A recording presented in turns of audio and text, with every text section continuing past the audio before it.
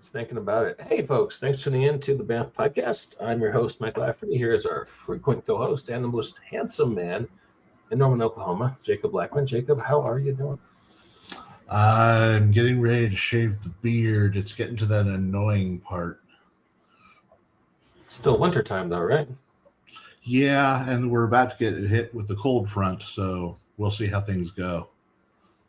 I would think you keep the beard for the cold front, but that's just me.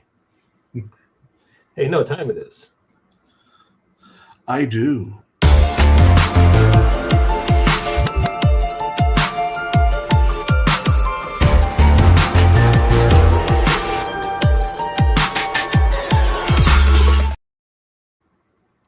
And as always, gentle viewer, gentle listener, that delightful musical montage assures you listening to a high-value, professionally produced broadcast with only the highest production values. And what are we talking about today, Jacob? Today we are discussing the latest issues of the Energon universe. This is a 3-comic series that is currently being produced by Skybound Entertainment. And it includes The Void Rivals, G.I. Joe, and Transformers, all happening in the same universe, all purposefully happening in the same universe, and written to be in the same universe, so that there's none of these weird. How do they interact? They've thought of that all ahead and in advance. And in fact, Marvel and DC Comics used to have thoughtfully developed overarching continuity, so character interactions made sense between lines. I remember those days. Pepperidge Farm remembers those days. So let's take a look. This is Transformers 28, looking at Comixology. Yes. We don't have any sponsors currently, but if if Comixology wanted to sponsor me, I would be open to that conversation. I understand the Department of Homeland Security is currently seeking influencers such as ourselves who are willing to extol the virtues of their various programs. I was also contacted last year by a company that specializes in male private area grooming products as a possible sponsor. And if I had to choose between the two, I'm pretty sure I'd go with the ball shaper. But not to get too political about it. Okay. So let's talk about. I'm sorry. That was a hilarious bit of banter in my head, sir. All right, Transformers 28, and this starts up with a bang with Mirage, and is that Roadblock on the cover? That is Bulkhead. Bulkhead, okay. He is Bulkhead has pretty much replaced Ironhide as the lovable, friendly, super tough guy in the Autobot ranks in recent incarnations. Okay, so he is the Kilowog of current Transformer timeline. Exactly. Right. Okay, so I can flip through it, but since you are the bigger fan, you want to talk to us about what happens in this issue and why it's getting so much buzz? Okay, so for some context setup, we're in the early stages of the newest story. Robert Kirkman has recently taken over this comic from the original writer. And previous to this story, there had been a whole bunch of different conflicts with the Decepticons where the Autobots were going back and forth across the nation and having fights with them. There was a major conflict where Megatron returned for the first time in the entire series, and that was during the Battle of Chicago. But due to an incident of self-sacrifice on the part of Starscream, the Decepticons lost the battle. And so we're now at a point where the Autobots have some time to breathe. They've taken control of the Ark once again, and they're rallying their forces. Ultra Magnus, having suffered years of torture at the hands of Shockwave, is in the middle of training Arcee to become the new Magnus, basically the new head general of the Autobots. Okay. Meanwhile, on the Autobots have made allies with General Flag, and while they were at the facility to meet with General Flag, we also learned that Flag was working with Miles Mayhem, who scanned the Transformers to finalize how they function, how they convert, and that was the final piece he needed for his secret project, which in this is revealed the mask weaponry. Because as you see here, he and then when Miles had the final stuff together, he revealed his true nature, that he was going to betray the government and use his weapons for his own benefit, and Flag had him arrested. In this issue, they are taking Miles Mayhem to where he is going to be put into a big deep hole by the government. And not wanting to be put in a big deep hole, Miles activates his mask, which with a sound effect, so it sounds like the Transformers noise that they've been using. So there's some nice iconic link there. He gets his iconic helmet, blasts all the soldiers around him with acid, and then summons in, as you can see on this really cool 2-page spread, his iconic helicopter, Switchblade. And is he killing General Flag there? He has seriously injured General Flag here. He has killed several soldiers. All right, so this guy whose head keeps kicking off is not Flag. It's just a generic soldier. Yeah. Okay. That's just a green shirt. But yeah, Miles Mayhem gets away, and as he is leaving, Flag is lamenting, "I think we backed the wrong guy. Someone get me Matt Tracker." Yeah. Okay, so connective scene here with a couple of normal humans. This is Spike and his girlfriend Carly, who have been our primary humans throughout the series. Basically talking about how it's nice to be home after all the different things they've had to go through. And Spike has decided he is giving up on his plans of going to college so he can be an astronaut, because now that he's seen what's in space and it's kind of hostile, he's less inclined to want to go into space. And Carly is trying to convince him otherwise. Not, don't give up on your dream. It's not so bad. Some of the people, some of these aliens are good and want to help us. Okay. And Arcee.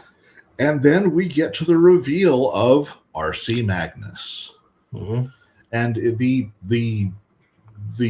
she is thoroughly changed, because she is now, as you can see, as tall as Prime and Ultra Magnus, whereas she had in previous issues she had come up to about their chest, as tall as she was. But obviously, with the upgrades she's been given as the new Magnus, she has the new Magna armor and all that, and looks really awesome.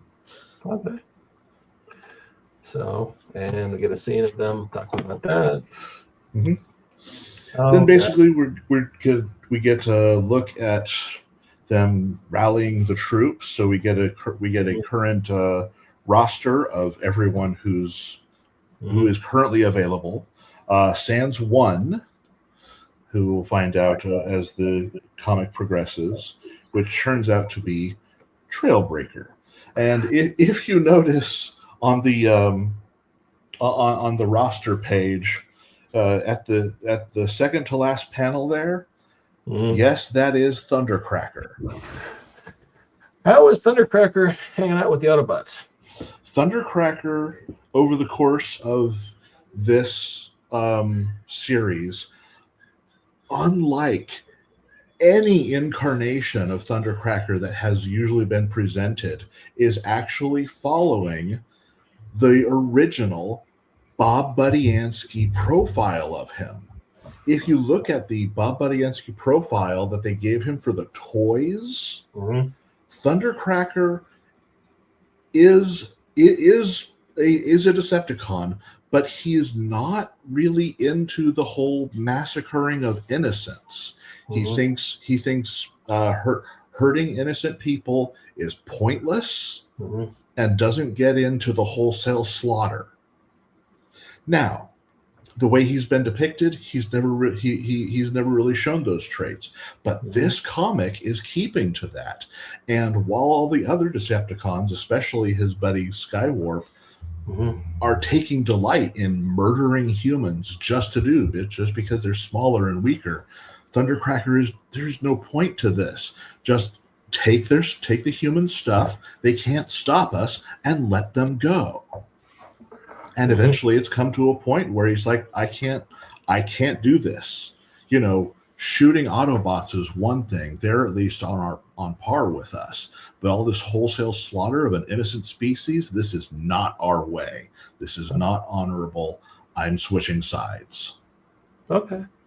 There's a lot of people who are speculating that because one of the aerial bots was killed, that he is going to become the new piece, the new missing piece of the aerial bot combiner, Superion. I can see that.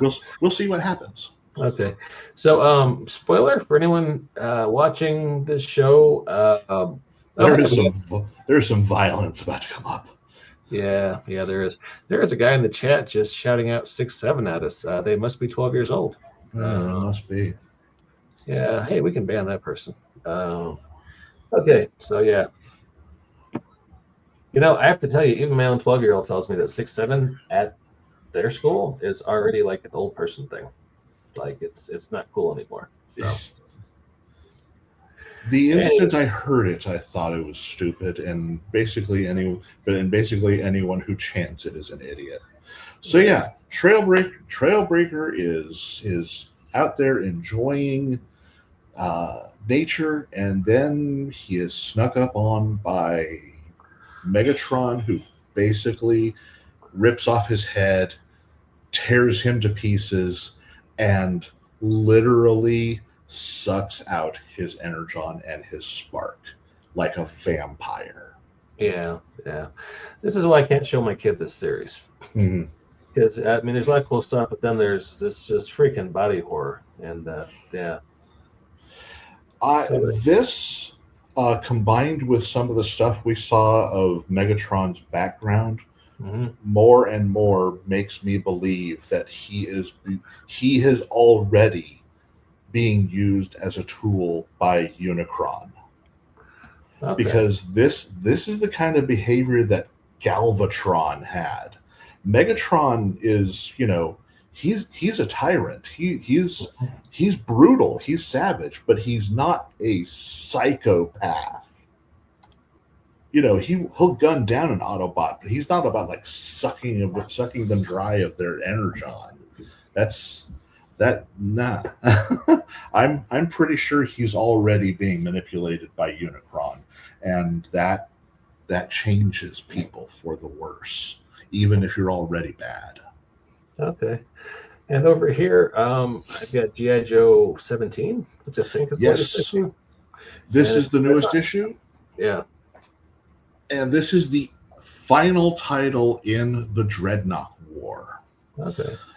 For setup, the Dreadnought War has been Duke and Cobra Commander have both been lured into the middle of the desert by an Energon signature. Cobra Commander, because he wants Energon to help him with his Cobra technologies and devices, and Duke is following up on potential Energon signatures because that's where giant robots have been showing up, and he has a history with them, mainly a bad history.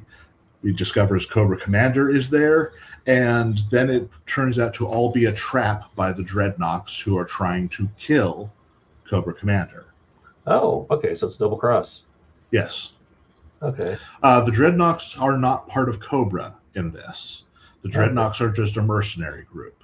In the previous Cobra Commander comic that happened before the G.I. Joe comic was set up, Cobra Commander got his initial energon from them after he infiltrated them in the Everglades, and it was basically tortured by them and eventually got away.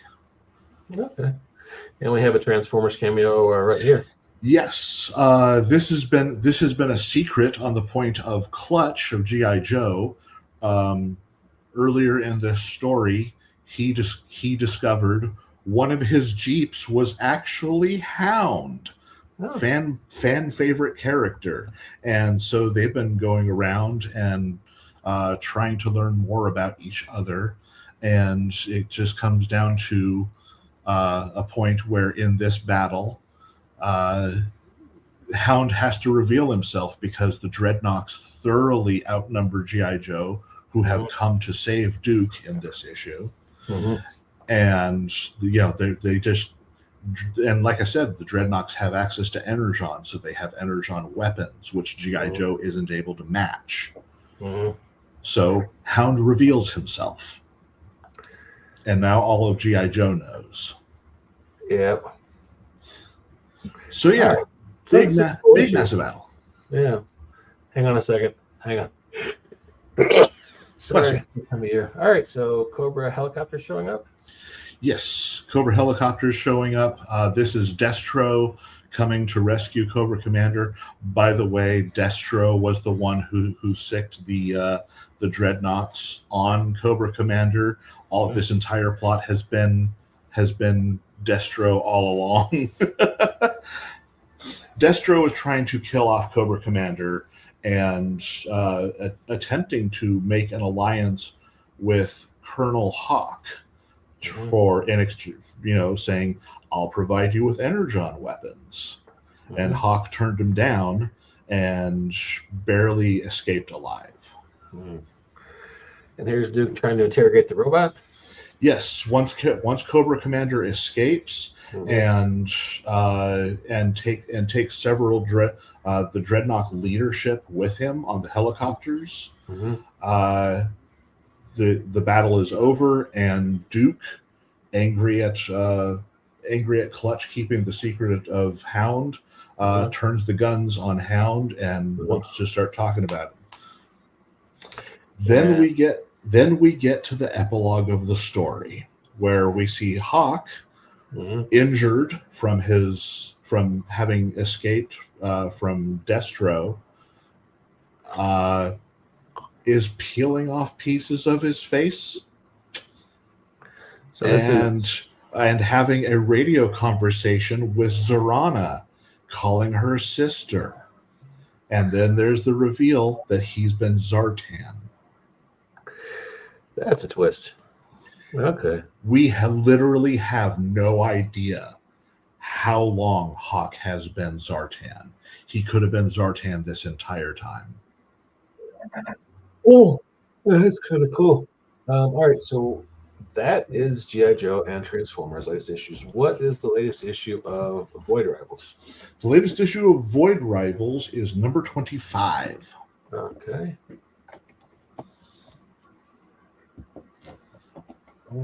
Now, there's less big reveals here when compared to these two issues, because the big reveals of Mask, General Mayhem, Switchblade, and Zartan, those were huge.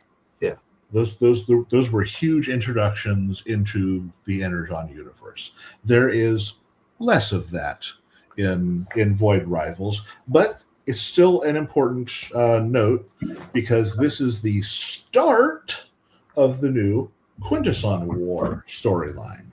Okay. Whereas G.I. Joe and Transformers has been all the stuff that's been happening here on Earth, Void Rivals is all the stuff that's happening in space. Okay. So let's page through it. So we're on the sacred ring where most of the action has been happening. There's finally been a truce called between the two alien factions, and one of the soldiers on the side of the Zertronians attempted to take the throne while their true ruler was away. The true ruler has come back and is reasserting his dominance. And that's what we're seeing here. Okay. Yeah.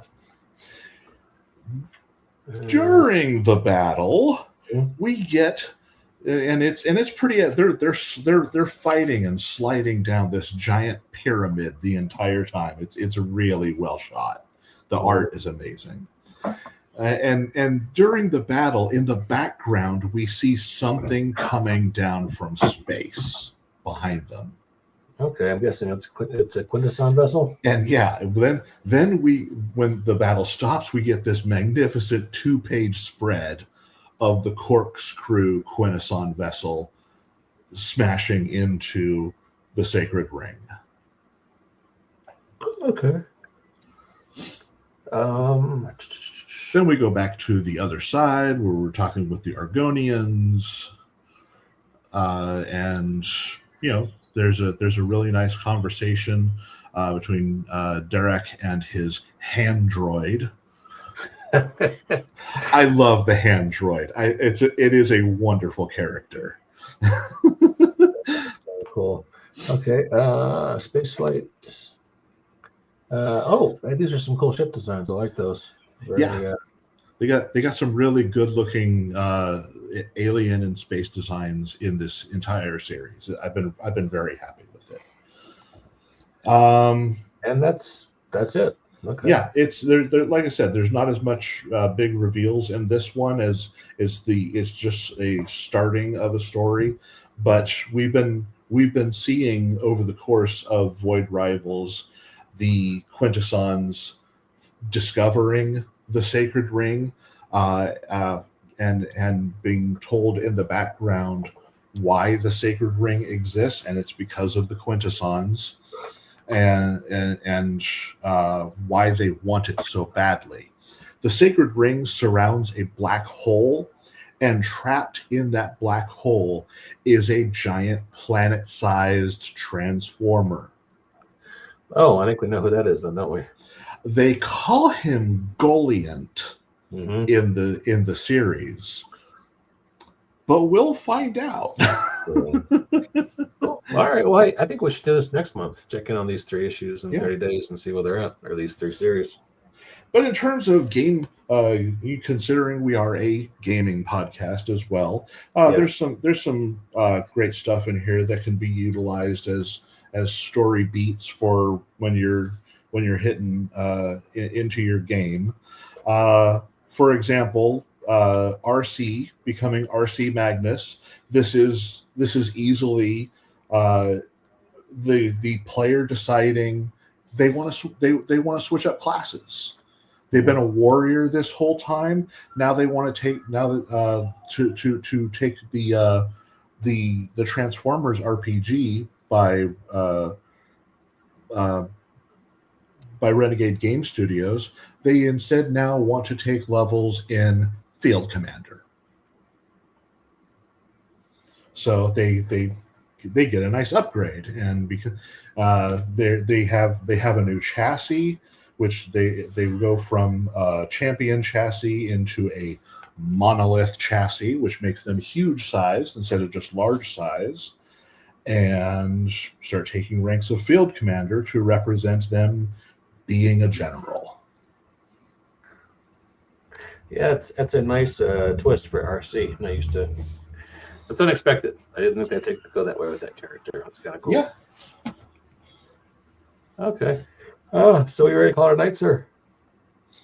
Yeah, I can see us getting to stop there. There's got a nice review of everything. There was just some great beats in this, and yeah, the major reveals there of major characters, Miles Mayhem coming in. Obviously, he's being set up as the next new villain for the Transformers series, and that's going to have all sorts of implications of bringing in the rest of Mask.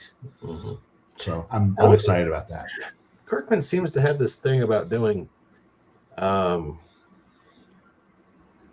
really, well, I guess gross out scenes. I'm thinking about the last issue of Walking Dead I ever read was when they kind of Negan for the first time, and he beat one of the characters down very graphically on panel with a baseball bat. Mm-hmm. I'm like, I understand he's trying to raise the stakes, but I feel like I just watched a snuff film, and I don't want to read this comic ever again. And looking at what they did to Trailbreaker in this issue, I'm like, Jesus Christ. I mean, there's a lot of cool stuff in that issue, but those last few pages, Jesus Christ, that was a lot. Unfortunately, Kirkman is kind of known for his body horror, because you'll see it in Invincible as well. Mm-hmm. Yeah, I think you do. So, all right, well, let's talk about this in 30 days. Maybe we can think up a cute title for this series of episodes, Comics in Disguise, or something better. Fair enough. Thanks for checking us out, folks, and we will catch you tomorrow night. We're doing a show all about space dwarves. Yeah. I'll have to keep the beard for that. All right, guys, take care, and get next time on the BAMP Podcast. Bye. Good night, everybody.